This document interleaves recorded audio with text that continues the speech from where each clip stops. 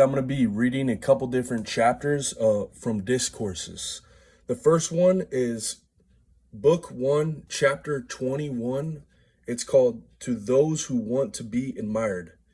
When a man occupies his proper station in life, he doesn't yearn for anything more. What would you like to happen, man? Speaking for myself, I'm satisfied if my desires and aversions are in accordance with nature, and if I manage my inclinations and disinclinations as my nature requires, and if my intentions, objectives, and acts of assent are in compliance with nature.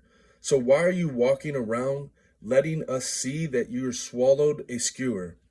I want to be universally admired. I want people to follow me around, crying out, "What a great philosopher!"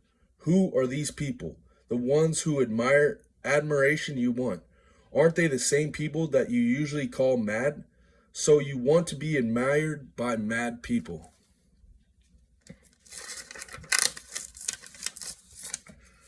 Okay.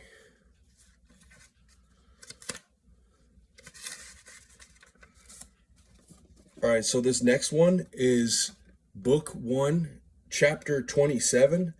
How many ways are there for impressions to arise, and what resources should we make sure we have at hand to help us with them?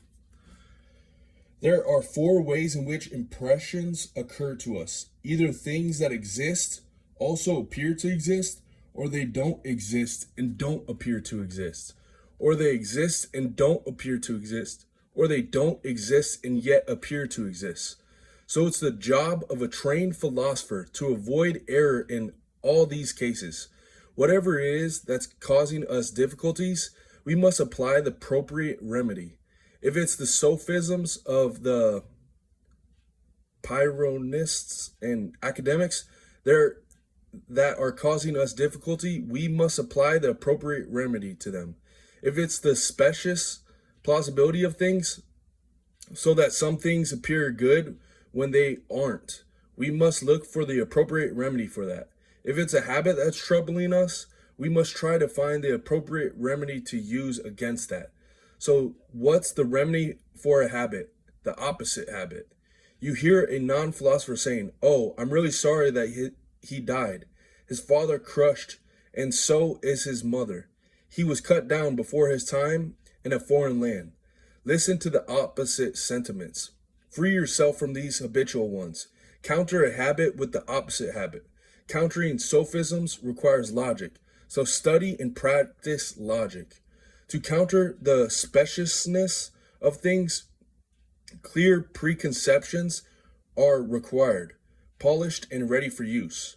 When death seems bad, the idea we need to have at hand is that it's appropriate for us to avoid things that are bad. But death is unavoidable. After all, what shall I do? Where shall I run to escape it? Suppose that I'm Sarpedion, the son of Zeus, so that I may echo his noble words. When I left home, my intentions was either to distinguish myself in battle or to enable someone else to do it. If I can't achieve any kind of success myself, I won't resent it. If someone else performs nobly, even if such greatness of mind is beyond us, the idea I mentioned before is available to us, isn't it? Indeed, where shall I run to escape death? Show me the country. Show me the people I could go to who are beyond the reach of death.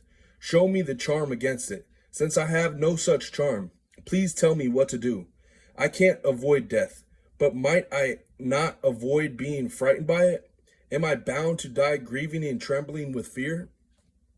The point is that the root cause of passion is wanting something and not getting it. That's why if I'm able to alter my external circumstances to suit my wishes, I do so. And if I can't, I'm ready to gouge out the eyes of the persons who's obstructing me.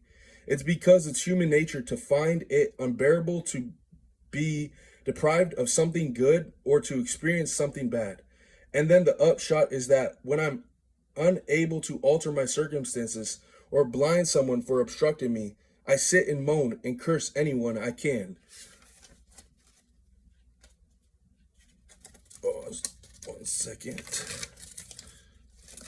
Zeus, the rest of the gods, because if they don't care for me, damn them. All right, but that attitude will make you impious. So will I be any worse off than I am now? It's a general principle worth remembering that unless piety and self-interest concede in a person, piety is unsustainable. A compelling argument, don't you think? Physicists and academics can come and offer battle all they want. For my part, I don't have time for their nonsense, and I refuse to act as an advocate for morality. Even if I were to engage in a lawsuit for a plot of land, I would have asked someone else to plead my cause. What will satisfy me then? In this context, how does perception occur? Does it involve the whole body or only a part? I may not know how to defend one position or the other, though both views trouble me, but I'm perfectly sure that you and I are not one and the same person. How can I be so certain? Because when I want to swallow a bit of food, I never take it there but here.